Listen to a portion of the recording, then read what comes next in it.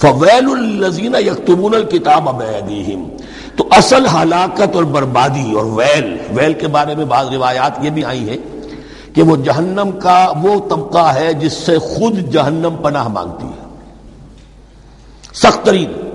تو وہ ویل، وہ تباہی جو ہے ان کے لیے ہے جو کتاب لکھتے ہیں اپنے ہاتھ سے، ثم یقولون ھذا من عند اللہ، اور پھر کہتے ہیں یہ اللہ کی طرف سے ہے، لیشتروا بہ ثمنا قلیلا، تاکہ حاصل کر لیں اس سے کچھ بڑی گھٹیا سی حقیر سی قیمت.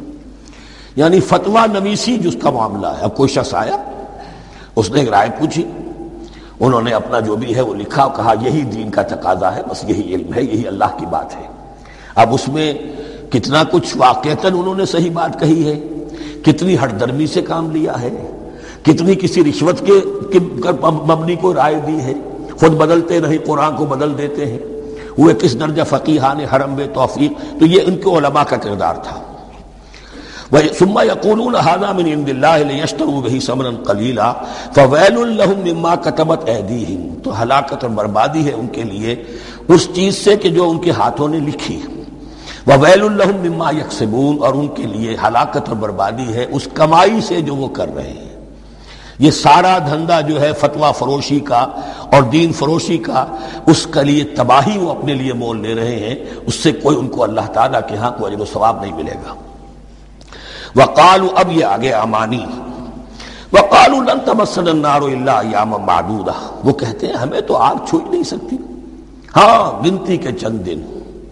صرف یہ کہ دوسروں کی آنکھوں میں دھول جھونکنے کے لیے کہ کوئی اعتراض نہ کر دے، اللہ ہمیں آگ میں پھینکا جا رہا اور ان کو نہیں پھینکا جا رہا، یہ ہم سے بھی بدتر تھے کردار میں، تو شاید ان کا منہ بند کرنے کے لیے چند دن کے لیے ہمیں جہنم میں ڈال دیں گے، پھر فوراً نکال لیں. وقالوا لن تمسنا النار الا ایاما معدودہ، اور وہ کہتے ہیں کہ نہیں چھو سکتی ہمیں آگ مگر گنتی کے چند دن. قل اتخذتم عند اللہ عہدا، ان سے کہیے کیا تم نے اللہ سے کوئی عہد لے لیا ہے، کوئی قول و قرار ہو گیا ہے. فلن یخلف اللہ عہدہ، کہ تمہیں یہ یقین ہے کہ اللہ اپنے عہد کے خلاف نہیں کرے گا. ام تقولون علی اللہ ما لا تعلمون، یا تم اللہ کی طرف اس بات کی نسبت کر رہے ہو، تہمت لگا رہے ہو، جڑ رہے ہو یہ بات اللہ پر جو تم نہیں جانتے، جس کے لیے تمہارے پاس کوئی علم نہیں ہے. بلا من کسب سیئۃ، اب یہ انتہائی وہ یونیورسل ٹروتھس جو ہے جو میں نے کہا تھا، ابدی حقائق، اس کی عظیم ترین حقیقت آ رہی ہے، نوٹ کیجئے.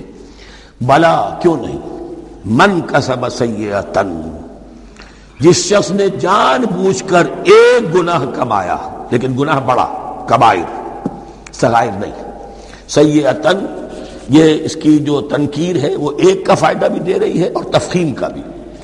جس نے بھی جان بوجھ کر کسبا، ایک گناہ کمایا، فاحاطت بہ خطیئتہ، اور اس کی خطا نے اس کا گھیراؤ کر لیا.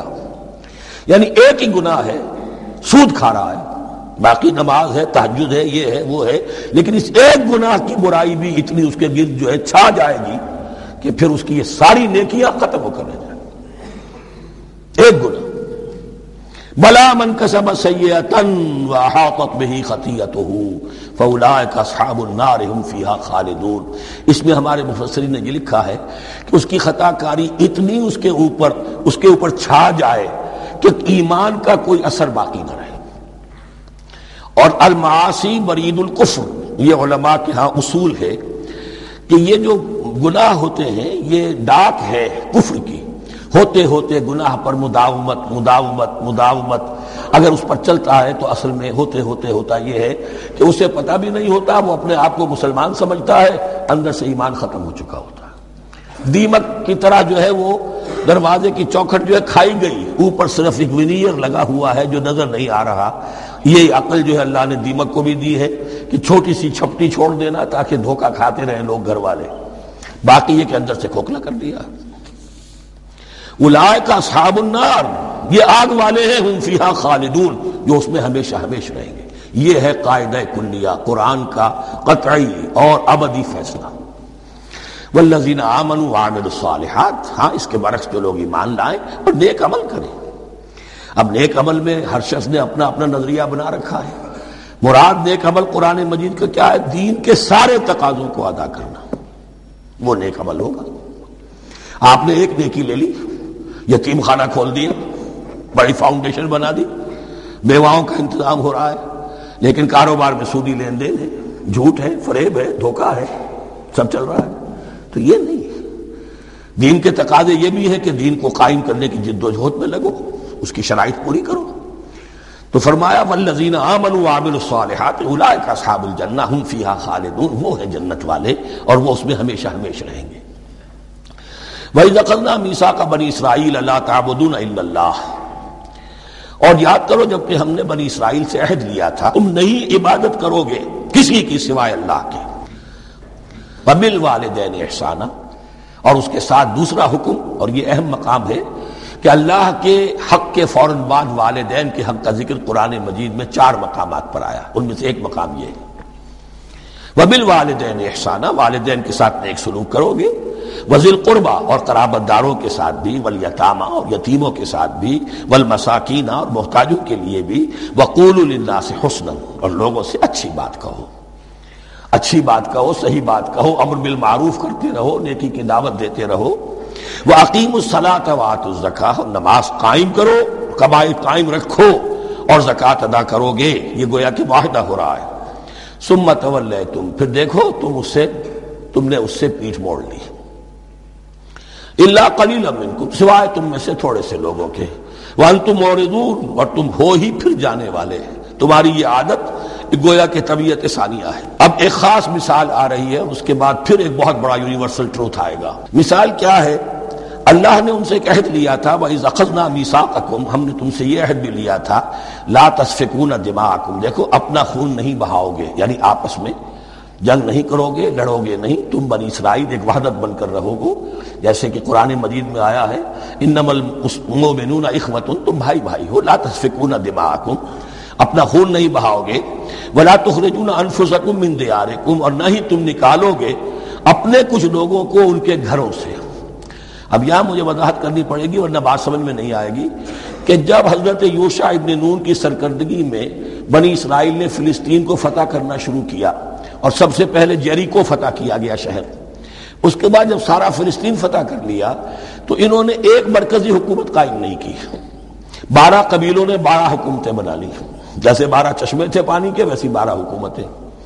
اب ظاہر بات ہے جہاں 12 حکومتیں ہوں گی تو وہ طوائف الملوکی جس کو کہتے ہیں، آپس کی کھٹ پٹ ہوتی تھی، جنگیں ہوتی تھی، پھر ان میں سے ایک دوسرے پر حملہ کر کے وہاں کے لوگوں کو نکال باہر کرتے تھے، بھاگنے پر مجبور کر دیتے تھے، تو یہ تھی ان کی کیفیت۔ لیکن اس کے بعد پھر جب وہ لوگ چلے گئے کہیں کفار کے ملک میں چلے گئے، اب کفار نے جو ہے ان کو لا کر اور ان کے سامنے ان کے ہاں بیچنا چاہا، چونکہ غلام بن گئے وہاں جا کر، یا انہوں نے غلام بنا لیا، تو اب فدیہ دے کر چھڑا رہے ہیں کہ ہمیں حکم دیا گیا ہے کہ جو بھی تمہارا اسرائیلی بھائی ہو اس کو فدیہ دے کر چھڑا لو اگر کہیں وہ اسیر ہو جائے۔ تو ایک حکم کو تو مانا نہیں اور دوسرے پر عمل ہو رہا ہے۔ حکم تو یہ تھا کہ آپس میں خون ریزی کرو ہی نہیں، وہ اس حکم کو تو توڑ دیا، لیکن بڑے متقیانہ انداز میں اب جو اس وقت اس کی وجہ سے جو غلام بن گئے یا اسیر ہو گئے اب ان کو چھڑوا رہے کہ اللہ کا حکم ہے، شریعت کا حکم ہے۔ یہ ہے وہ تضاد جو مسلمان امتوں کے اندر ہو جاتا ہے، اس پر آئے گا وہ یونیورسل ٹروتھ۔ وَإِذْ أَخَذْنَا مِيثَاقَكُمْ لَا تَسْفِكُونَ دِمَاءَكُمْ، جب یاد کرو جب کہ ہم نے تم سے عہد لیا تھا کہ تم اپنا خون نہیں بہاؤ گے، وَلَا تُخْرِجُونَ أَنفُسَكُم مِّن دِيَارِكُمْ، اور نہ ہی تم اپنے آپ کو اپنے لوگوں کو ان کے گھروں سے نکالو گے، ثُمَّ أَقْرَرْتُمْ وَأَنْتُمْ تَشْهَدُونَ، پھر تم نے اقرار کیا تھا اس عہد کو اور قول و قرار کو مان لیا تھا پورے شعور کے ساتھ، تشہدون مانتے ہوئے، ثُمَّ أَنْتُمْ هَؤُلَاءِ، پھر تم وہی ہو، تم ہی ہو وہ تو تقتلون انفسکم، اپنے ہی لوگوں کو قتل بھی کرتے ہو، وتخرجون فریقا منکم من دیارہم، اور اپنے ہی لوگوں میں سے کچھ لوگوں کو ان کے گھروں سے باہر نکالتے ہو، تظاہرون علیہم بالاسم والعدوان، ان پر چڑھائی کرتے ہو گناہ کے ساتھ بھی اور زیادتی کے ساتھ بھی، وَإِن یاتوکم اسارا، اور اگر وہ قیدی بن کر تمہارے پاس آتے ہیں تفادوہم، تو اب تم ان کا فدیہ دے کر انہیں چھڑاتے ہو، وَهُوَ مُحَرَّمٌ عَلَيْكُمْ إِخْرَاجُهُمْ، حالانکہ ان کا تو نکالنا ہی تم پر حرام کیا گیا تھا۔ اب یہ واقعہ آپ نے پڑھ لیا، سمجھ لیا، اب دیکھیے اس سے جو سبق ہے، مورل لیسن ہے جو ابدی ہے، أَفَتُؤْمِنُونَ بِبَعْضِ الْكِتَابِ وَتَكْفُرُونَ بِبَعْضٍ، تو کیا تم ہماری شریعت کے ایک حصے کو مانتے ہو اور ایک کو نہیں مانتے؟ اب دیکھیے یہ الفاظ اب ہوں گے تعویل عام، جہاں کہیں بھی یہ طرز عمل ہوگا تو یہ آیت اس کو کور کرے گی. افتؤمنون ببعض الکتاب وتکفرون ببعض، تو کیا تم مانتے ہو ہماری کتاب کے ایک حصے کو اور ایک کو نہیں مانتے؟ فما جزاء من یفعل ذلک منکم، تو نہیں ہے کوئی سزا اس کی جو یہ حرکت کرے تم میں سے، الا خزی فی الحیات الدنیا، سوائے اس کے کہ دنیا کی زندگی میں رسوائی ہو، ذلت ہو. ویوم القیامہ، اور قیامت کے دن یردون الی اشد العذاب، وہ لوٹا دیے جائیں شدید ترین عذاب میں. وما اللہ بغافل عما تعملون، اور اللہ تعالیٰ غافل نہیں ہے اس سے جو تم کر رہے ہو. آج امت مسلمہ پر 100% یہ آیت منطبق ہو رہی، پورے دین پر چلنے کو تیار نہیں. ہر گروہ نے کوئی ایک شے حلال کر لی اپنے لیے. ملازم پیشہ طبقہ ہے، رشوت حلال ہے، کیا کرے، اس کے بغیر گزارا نہیں ہوتا. کاروباری طبقہ ہے، سود، کیا کرے، اس کے بغیر تو یہ کاروبار چلتا نہیں. فلاں ہر ایک کے لیے، ہر ایک نے. تو نیکی اور بدی کا ایک امتزاج ہے. کل دین جب تک وہ نہ ہو تو اس کی سزا یہ ہے خزی فی الحیات الدنیا، وہ ہمارے اوپر ہے. ضربت علیہم الذلۃ والمسکنہ، وہ خز اور وہ ذلت المسکنہ تھوپ دی گئی ہے.